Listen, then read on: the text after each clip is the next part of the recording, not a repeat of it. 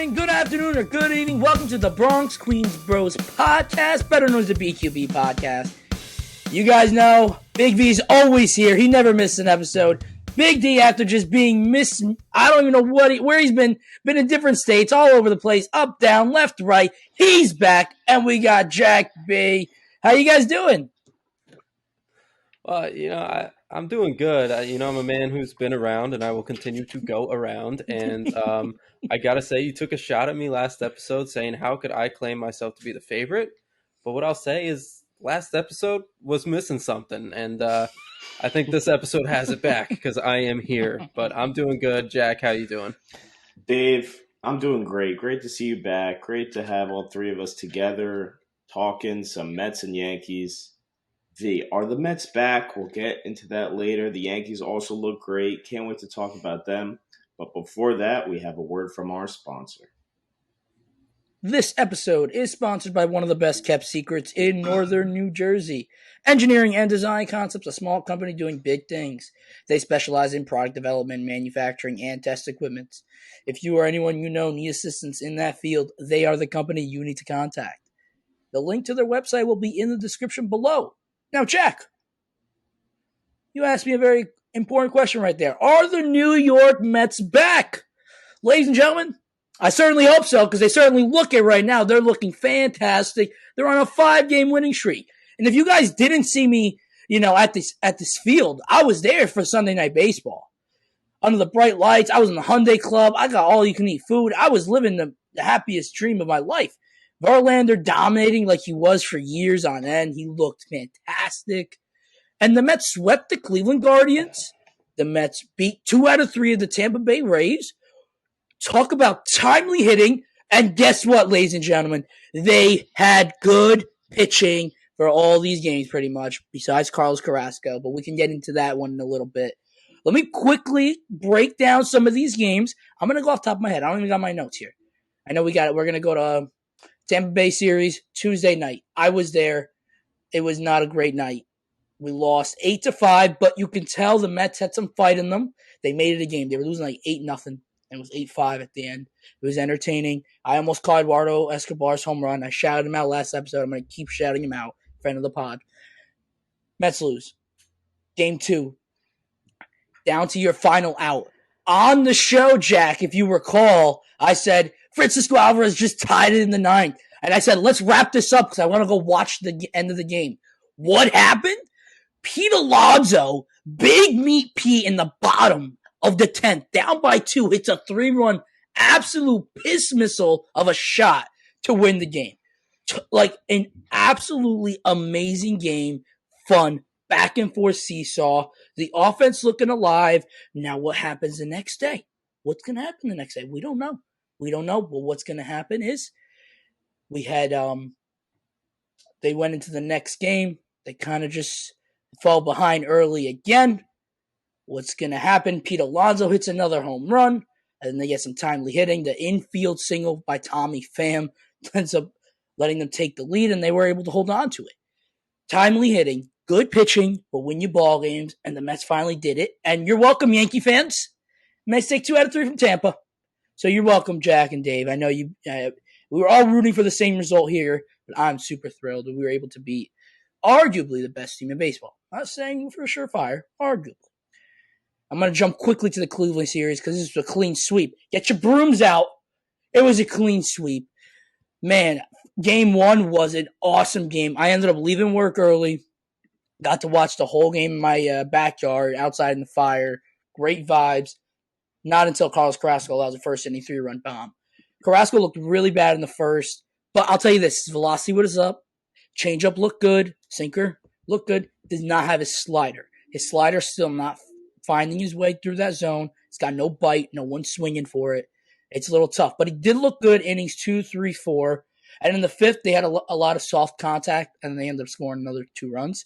So, overall, not a horrible performance. Not a great one. Hopefully he improves from here on out. And then the Mets offense started waking up. Francisco Alvarez, another home run. Brett Beatty, the baby Mets, another home run. And now, this is where the fun really starts to happen. Mets are down 7-3 in the bottom of the 7th. They make bases loaded happen.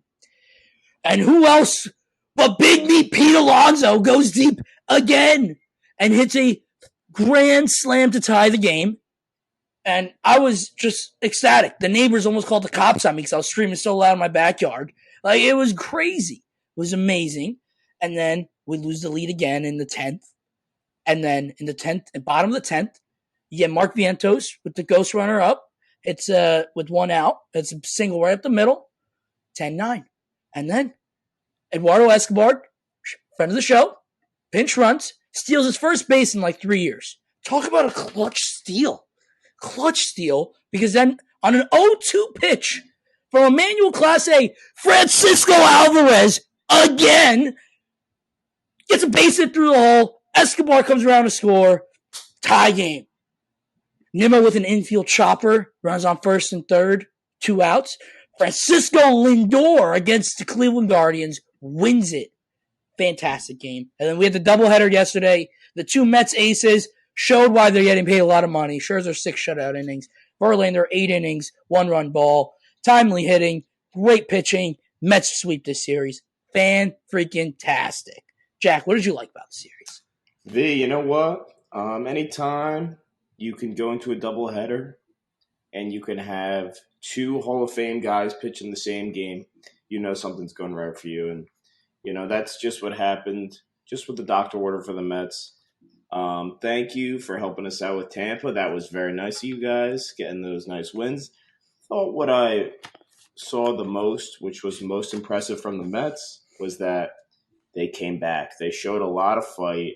They showed a lot of grit. It was entertaining to watch, which we've said about the Yankees in the last couple of episodes. The Yankees are looking a little bit more entertaining. They're putting the ball in play more. It just looked like a good team. And I thought, you know, for these last week of games, the Mets have looked like a good team. So, yeah, man, I would be definitely encouraged. And I think, you know, with this Mets team, like we've been saying, the sky's the limit. So, yeah, Dave, what do you have to say here? Yeah, I got something to say, V. And I can already feel you reaching for that BS button because I'm gonna burn your mood down a little bit. You're gonna get a little mad at me, and I'm gonna piss off all our Mets listeners right here. But I might make Jack a little happy, so I'm just gonna go ahead and say this. Pete Alonso, great baseball player. I was just so turned off by him, watching him celebrate his big home run, his big grand slam. He looked like such a clown rounding first base. And then they cut to him in the dugout, like hip thrust in the dugout fence. I'm like, what are we doing? This is not something I can get behind. The guy, like Jack, I never fully got it. I'm like, Jack, why is Jack so anti-Pete Alonso? Great at baseball. That just turned me off to him. Weird, why are we hip thrust? He's just a weird guy. Why are we hip thrust in the dugout fence? He's a weird guy. Like, I want to find that video and overlay it to me saying this. But, you know, great that he's helping you win games, but can we just chill out and not be so weird? I don't get it. That's all. Attention, the bullshit meter has detected major BS. All right, but let me ask, V, let me ask. This button never ends. Let me ask you, V, do you disagree with what I'm saying? I disagree 100%. Let him play. Let him do. He's an emotional guy. He can play. That's not playing. I'm not talking about his play. Let him. He's an emotional character. He doesn't think what he does. He just does. So be it. Yeah. He was listen. The fence. Maybe I don't know. People are into weird stuff. Let him do what he wants to do. The fence? What were you trying to say about the fence? The fence is the victim. Listen, all I know is that he had a great game, and he had a clutch hit, and he got excited. And so be it. He didn't do what he wants to do. Let the man be, guys. Stop hating on him because he's a good ball player. Just stop. Whatever. I stand by my points. Let's go to the Yankees, please. Yeah, let's go to the Yanks. So it was a crazy, and I mean crazy, 4-game series we had against the Blue Jays. And let me just start with Monday's game.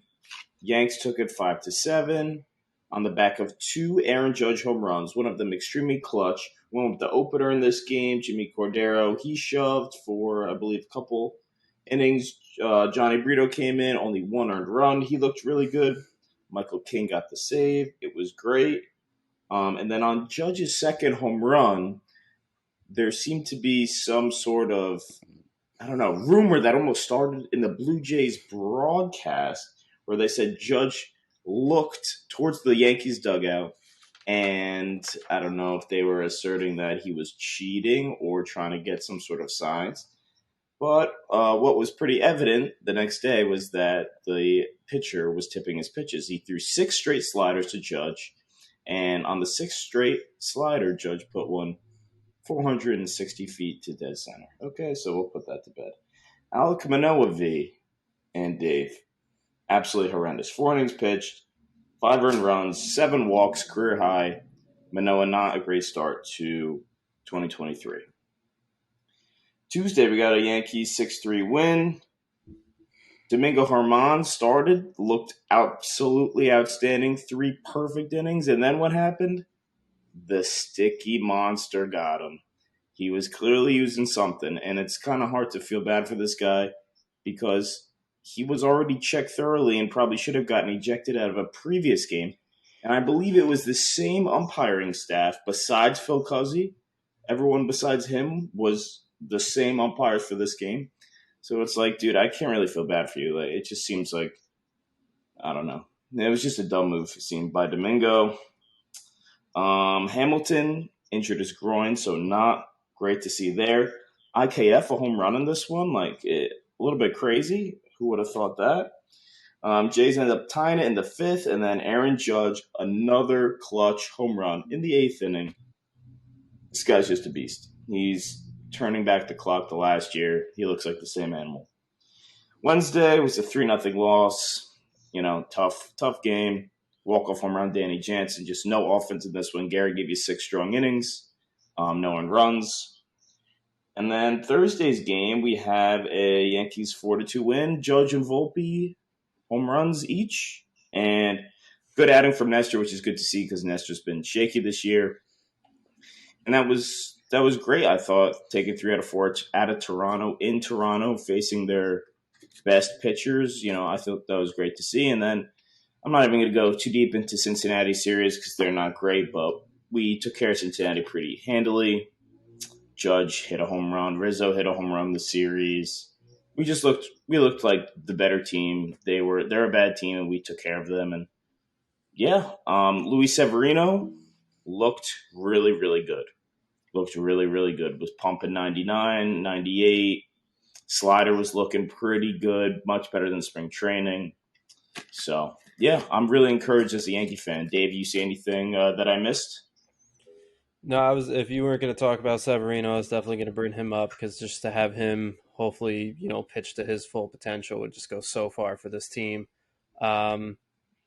Real quick, the last episode I was in, so like 3 months ago, V asked this question, one thing we would change about sports today. And I said, more intense rivalries. And the conclusion of this Blue Jays series kind of felt like, all right, we're developing some beef. But it's like suspected beef or, like non-proven beef. We don't know what Judge is doing. We don't know what's going on here. But the Blue Jays clearly have a problem with it. You saw the manager coming at the players. It was great. We didn't have anyone unnecessarily celebrating or doing any bad things to dugout fences. So that was great. But V, you look like you have a point. So what do you got to say? I had a great point up until you want to bring up hip thrusting fences out here again. But Alonso made me. I didn't want to. You're the one who keeps bringing it up, Dave. That's all I'm saying. That's all I can think about. I have a hot take for the Blue Jays, guys, real quick. Guarantee you, Don Mattingly will manage this team before the end of the season. That's just a hot take. I'm just saying. Okay. Not a fan of after that disaster he had. I forgot about that.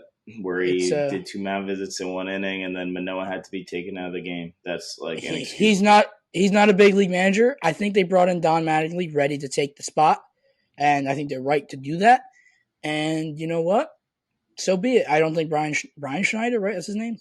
It's not gonna. I just know Schneider. I don't know his first name. He's a bum. So exactly, he's a bum. He's got to leave. Don Mattingly's got to take the helm here. All right, V. Well, I think that's a hot take. Some people might think it's a hot take. Some people might agree with you. I guess we'll find out. But speaking of hot takes, I know that's not the only thing you're cooking up for us. I think it's time for Vitan's Hot Stove. What you got? Ladies and gentlemen, welcome to Vitan's Hot Stove, where we put on the hottest players that are at the plate or on the mound here for the New York Mets and New York Yankees. And on this edition, I'm going to say it right here, we got the home run kings of New York, Big Meat Pete Alonso, the hip-thrusting god, and Aaron Judge, the captain of the New York Yankees. Congratulations. You have made Vitan's Hot Stove. So all I got to say, you guys performed fantastic this week. Aaron Judge is named American League Player of the Week, batted .500, 5 home runs, 11 RBIs with a 1.893 OPS. That is amazing. It's almost my numbers that I play in softball. It's crazy. This guy's doing really, really special things. And Pete Alonso with 4 clutch home runs against the Rays and Guardians. Each home run either tied or gave the Mets the lead. Just absolutely amazing. He keeps doing what he does best, which is hitting home runs. And I got to say, his defense looks pretty good over there at first. Everyone was shitting on his defense the past couple years. He's looked very solid this year. So, congratulations, you guys. I just want to say congratulations. V, cannot disagree with you. Cannot disagree with you. As much as I might think Pete is a little bit corny and a goofball, he really hits the ball hard. I mean, if you just look at his baseball savant page, he absolutely just crushes the ball. His barrel rate's super high, and he's just crushing the ball. So, can't really complain with you there. I do want to give a hot take, though. Oh. And I know me and you disagree with our analysis of the Tampa Bay Rays the last 2 weeks in our power rankings. Yep. I'm going to give a really hot take. And you can bet on this. I know last week I did say the Cardinals are going to win the division, even though they're in last place. I'm saying it right here. Mark your calendars. May 22nd. The New York Yankees are winning the AL East. They're going to win the AL East. And that might not be that hot of a take. I understand. They were projected to win at the beginning of the season, so were the Cardinals. I understand that. 5.5 back. I think what the Yankees and the Mets have done, basically the last 2 weeks, even going back to the first series the Yankees had against the Rays, is kind of exposed the Rays as a good team. They're good. I don't think they got completely exposed, but they're not far and away the best team in baseball. I don't think they are.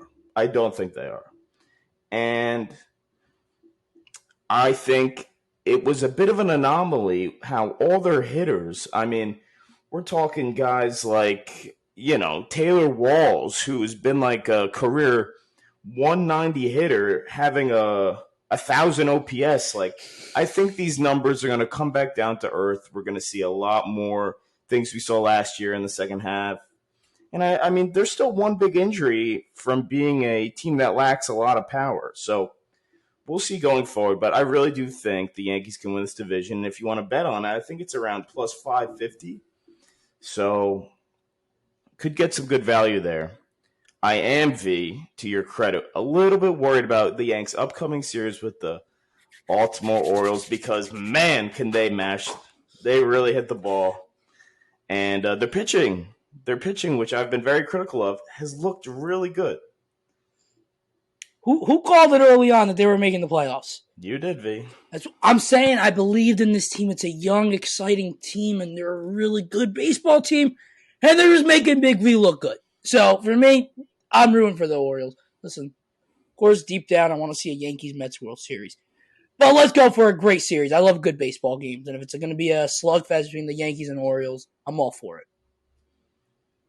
V, couldn't have said it better myself. But, Dave, I've been waiting for you yourself to give me these odds in person, kind of. Dave, hit me with some big Jack, D's, big odds. Let's pause the episode right now. I'm going to drive to your house. I'll give it to you in person. No, we'll do business as usual here. I know everyone has missed their favorite segment last episode, but we are back and better than ever. with some odds for you guys. So we got 5 lines for you. And I don't even know how you guys are shaking up on the season, but I know you are both very eager to win this week's weekly challenge. So we are going to start with a Yankees line. Because, V, you actually talked about it. You threw him on the hot stove in the past 7 games. Judge has been on fire. 5 home runs, 11 RBIs. So I'm going to set an over-under line on his RBIs against the Orioles in this upcoming 3-game series. Quick side note, in the first series against the Orioles, he had 3 RBIs.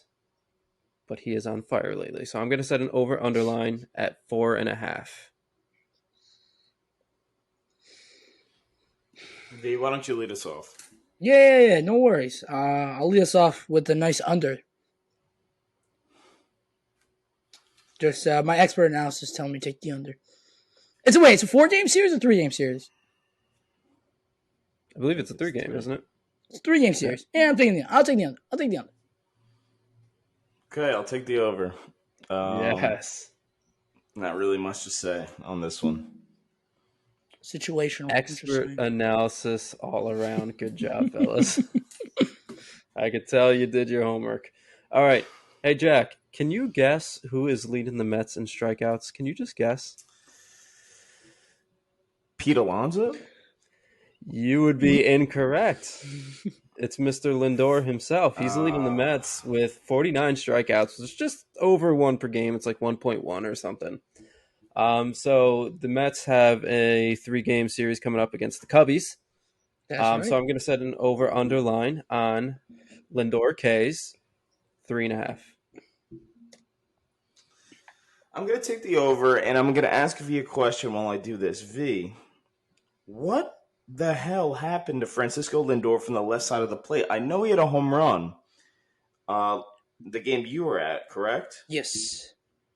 But, I mean, he just does not look to be... I don't know. You see when after he swings, he kind of does weird thing with his shoulder. He's off as a lefty right now. He's been it all year. It's weird because he still has so many extra base hits, but he is swinging and missing far too much, specifically from the right side. This guy's dynamite. Yeah, that's how he's always been. Yeah. As far as right-handed, left-handed had always been better than this, but yeah. Yeah, he's always been a better righty than lefty, but this year his lefty swing and miss rates are very high, and I don't know what's going on. It seems like any breaking ball down and in, he's just swinging right over it, and any fastball up and away is just right past him. I don't know what's going on. A lot of swing and miss. That's the only thing that's worrying me about Lindor's game. I don't care so much about the average being low. He's got a high OBP, so I feel like once the walks come down, his hits will go up. I feel like that'll average out over this full season. But I got to tell you this, Lindor starts off slow every season so far. So maybe now he's going to start turning it around. He had a good series against the Guardians. Maybe he's going to start turning around. We'll see. Okay. I took the over, V. Okay. I'm going to take the under. Very good. All right. Well, you did I can't even get you on here for that one. You did your analysis before your answer, so that's fair. Exactly. Yeah, he knows what he's doing. He's a professional, ladies and gentlemen. That's right. All right, V. In the past 3 games this man has played in, he has 2 home runs, and this man is no other than IKF. Ooh. I'm gonna set an over/under on IKF home runs this upcoming series at 0.5. Somebody do it. Somebody do it. Somebody please do it. All right. I'm confident I got the first 2. I'll take the over on IKF home runs here. Yes. Jack, okay, double down. Absolutely not. I'm going to take the under. But I would be remiss that we have not mentioned so far that Aaron Hicks is no longer a member of the New York Yankees. What a world we live in. And I could not stand the combination of Hicks and IKF, but I think IKF on his own, I could really get behind him. And I really want to take this over, but if Viton took the under, I would have took the over. But you know what, we got to be a little bit different. I want to blow you out this week, so we'll see when IKF goes deep When IKF goes deep, I'm celebrating. It should really count for 2 if IKF does go deep. I know. I wanted to find a way to give him less than half, but obviously you cannot do that. So let's do that. If V gets this one correct, it will be worth 2 points. Fair enough. Jack's rules, we abide by them. But I have one more. Gary Sanchez is a New York Met, guys. El Gary. Yeah, I'm just saying. Hilarious. I'm just saying. Isn't that funny? That's funny. I'm just going to say it because I forgot to mention it earlier. Great. All right. Yeah, Jack, as I was reading that IKF line, I was like, crap, we never talked about Aaron Hicks. We got to bring that up. That should be the headline. But moving right along here. Hey, Kodai Senga has 55 Ks this season. Has an act for putting some people out. So I think he's getting the first start against the Cubs, right, V? Certainly so. I'm gonna set an over/underline on his Ks in the series, but I guess in this game at 6.5. Ooh, baby. Ooh, baby. That would be Jack's turn to go first. Oh, yeah. I'm going to go with the over. Senga really, really, really looked good in his last start. I'm going to go with the over, V. I'm going to trust your guy.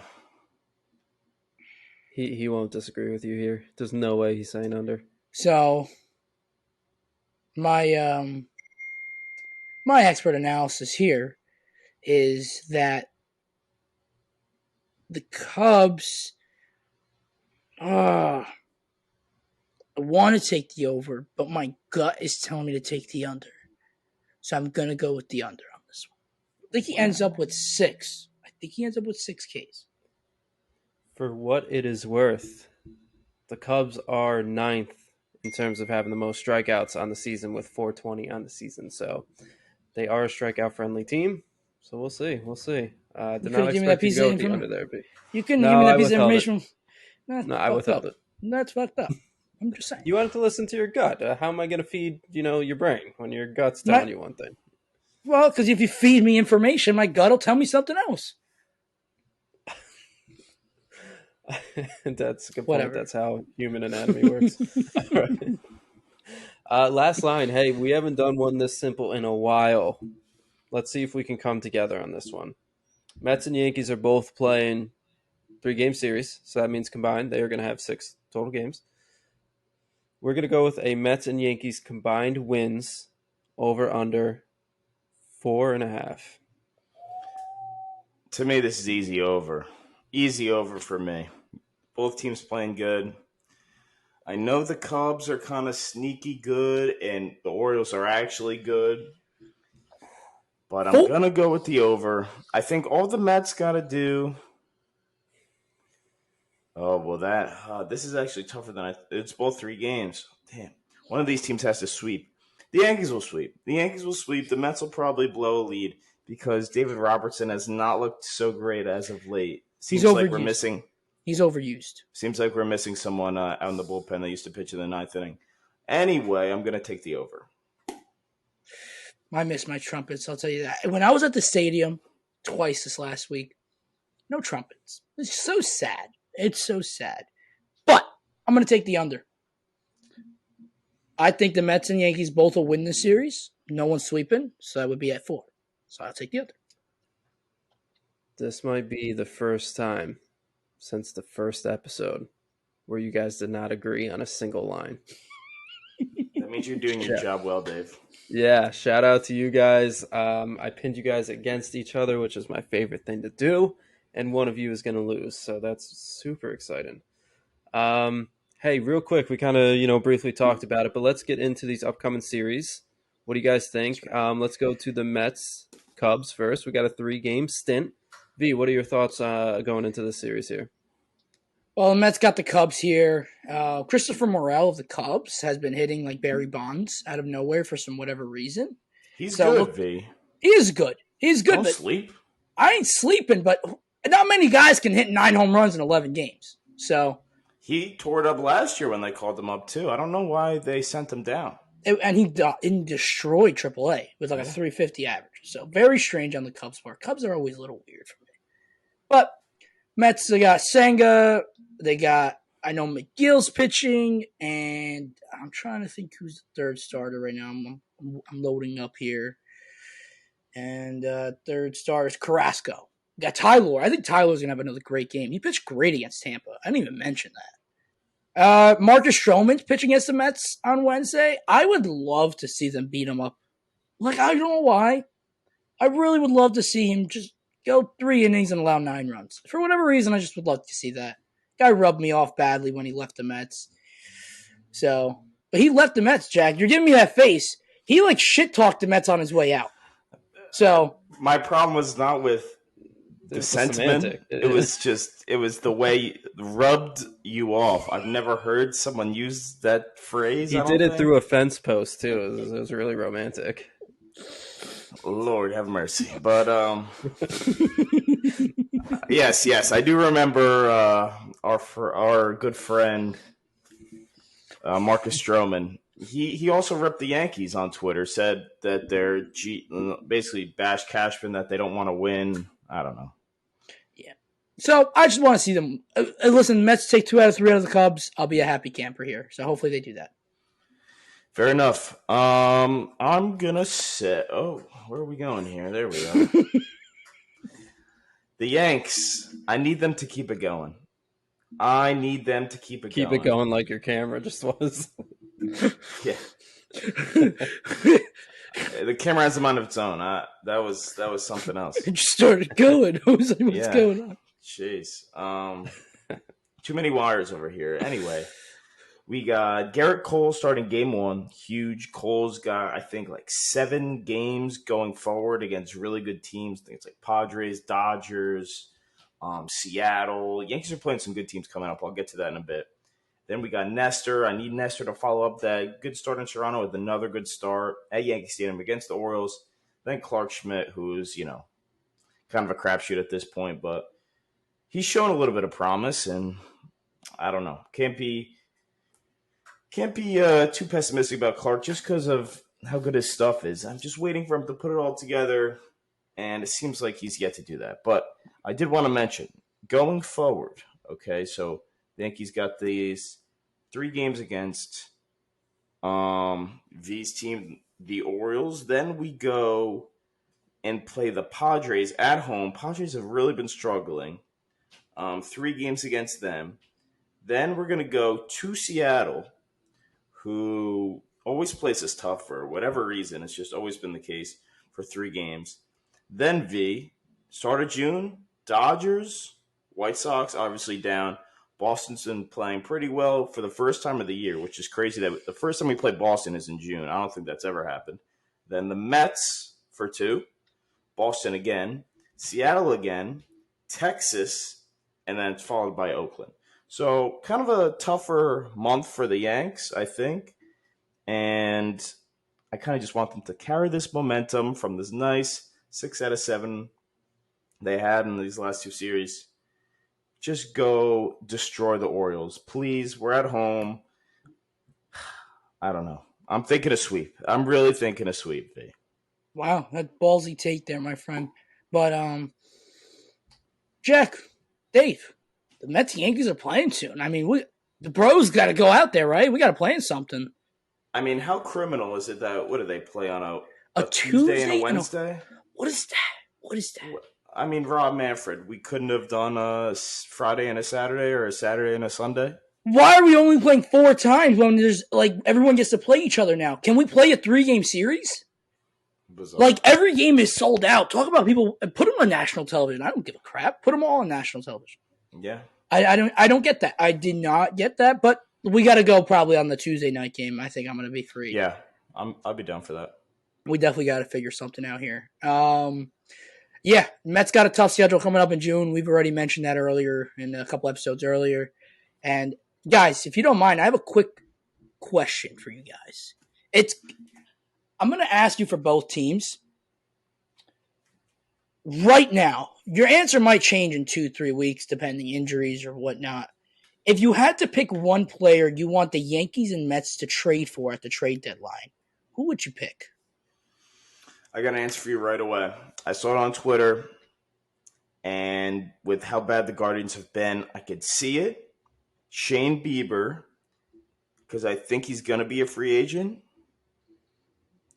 I can't confirm or deny. They have to pay him soon. I know that much. Yeah. So, and he's young still, and like he's almost had. I think he's had like an arm surgery already. It's almost like it's gone out of the way. I hate to say that, but that's kind of the reality with some of these pitchers now. If we could get Shane Bieber and Carlos Rodon gets healthy, watch out because the Yankees will be. Oof, man.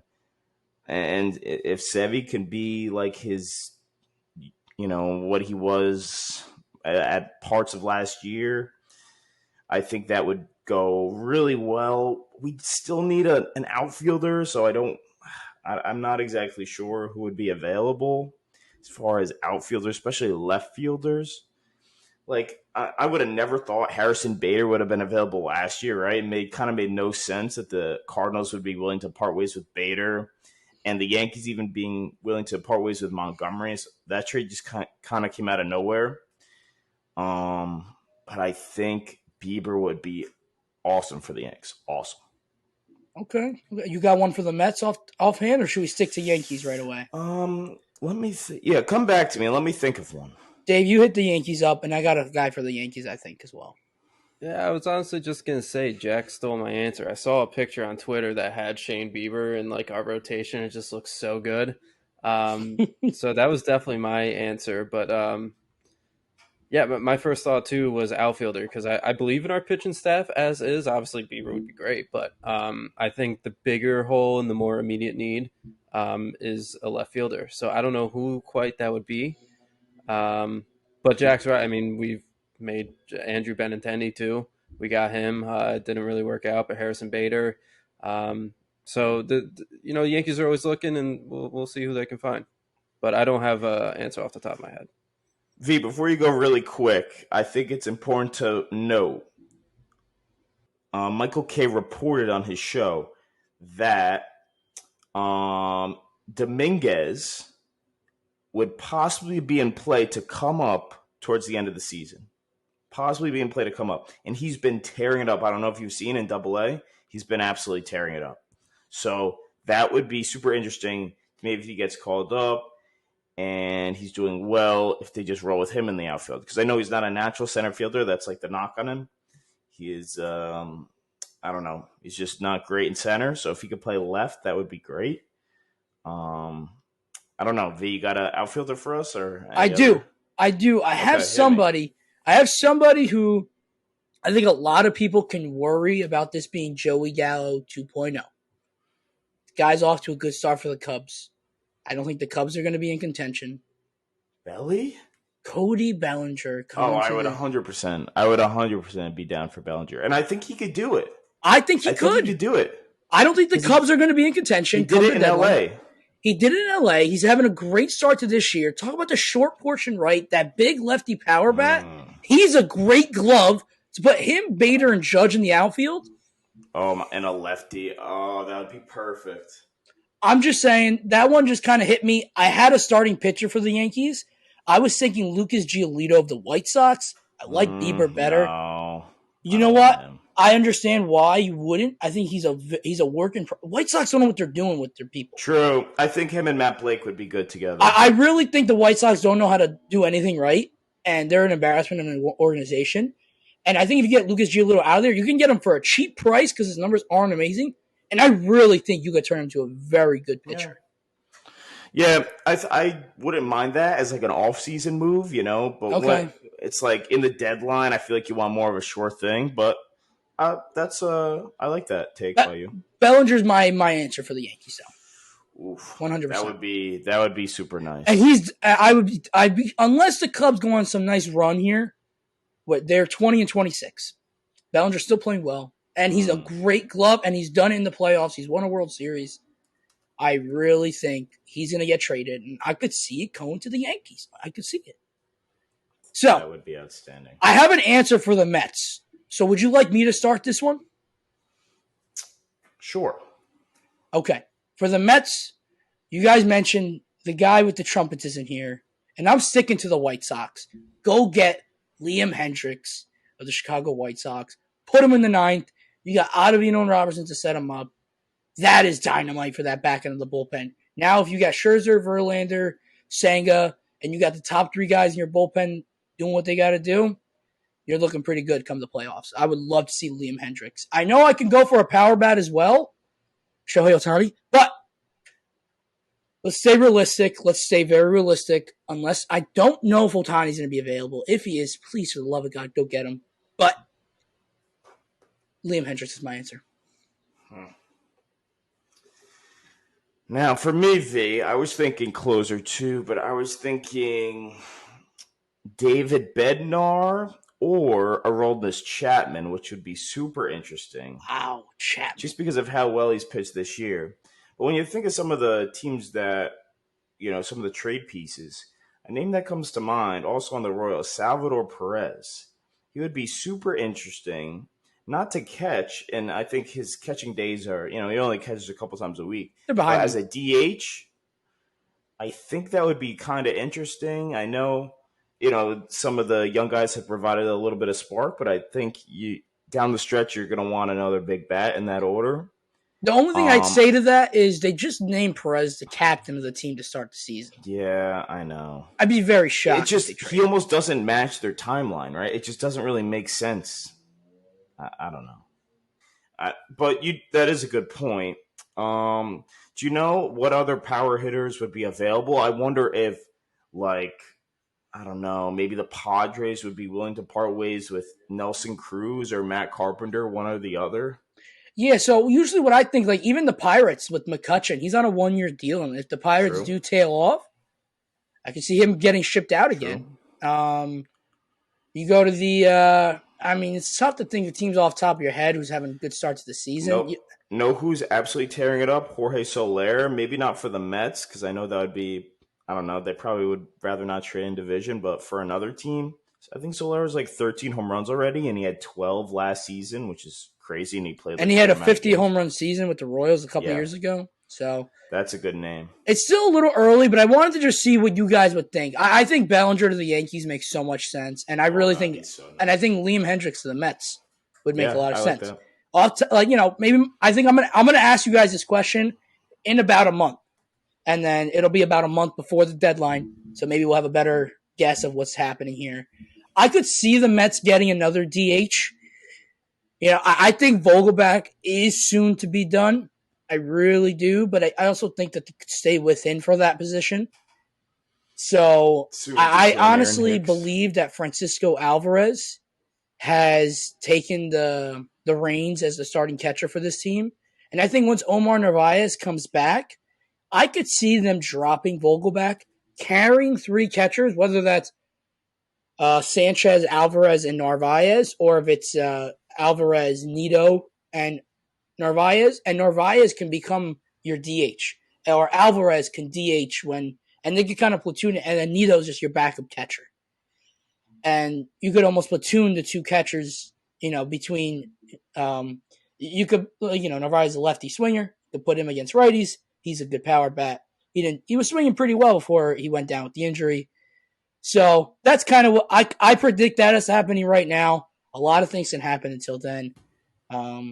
We'll see. Because you look at positional needs, I guess the Mets could use a really good left fielder.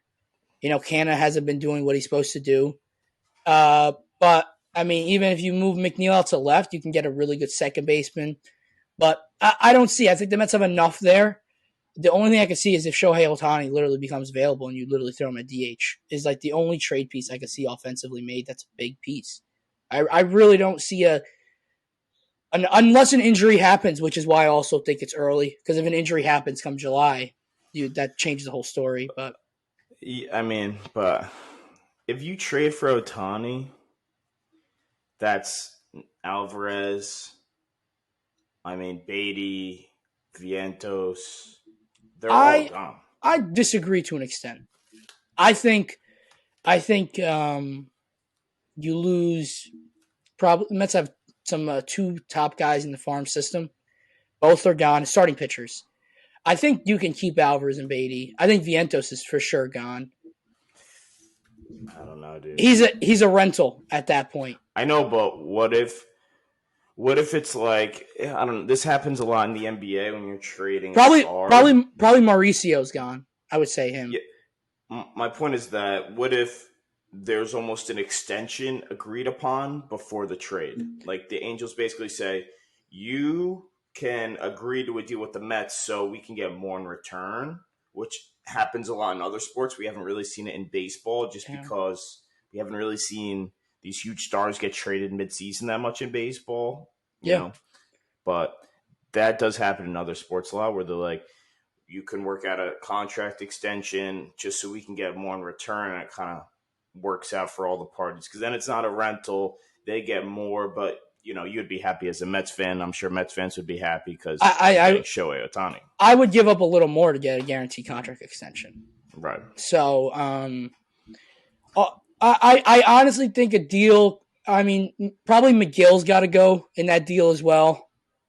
I think McGill's got really good upside. I think you sent him, Ohtani's to take a spot in the rotation anyways. And you give up Mauricio, you give up Vientos.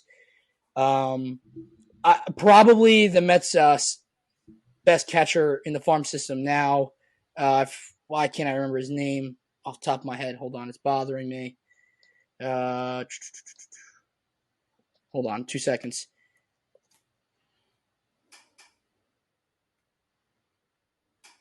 Kevin Parada. Kevin Parada is going to definitely go in that deal. I couldn't think of his name. It was really pissing me off there. So I do McGill, Parada, Mauricio, Vientos, Matt Allen. Put in David Peterson in that deal. Screw it. They can try to fix him if they want. Maybe another low-level prospect with high upside. And that's like 6 prospects and like 3 ready to go big leaguers. Maybe 4. I think I do that deal for a guaranteed contract extension for Ohtani. Fair enough. I think that deal would get it done. I don't know. Maybe some other people are like Angel fans or Mets fans are saying I'm crazy. They're screaming at me saying I'm crazy. I don't think so. It's a lot of control for a lot of good potential players. I really think. I mean, maybe other teams like the Dodgers or someone could offer more because they just pump out prospects left and right. Yeah. But that's what I think I'd comfortably give that up. Very interesting. Yeah, very interesting. enough. I would love to hear people's response to that basically proposed trade you just offered us, V. So please follow along on our socials, V. They can follow us on Instagram at BQB Podcast. That's right, V. And you can find us on the TikTok at BQB As Podcast. always, follow us on Twitter to play along with Big D's Big Odds to award these fellas certain points. They disagreed on everything, so the fan vote can really matter this time around. And I will actually post the polls this time. How about that? Because I'm not going to just leave to go to a new city this week. That's you can listen to us wherever you get your podcasts: Spotify, Apple Podcasts, YouTube, iHeartRadio, Google, Amazon, all of the above. If you want, that would be great. If you like us, please go take a yoga class and tell the instructor during the class so that you can meditate to our voices and our opinions, because we are always right and it will really help you relax. As always, fellas, excellent episode. We will catch you next time.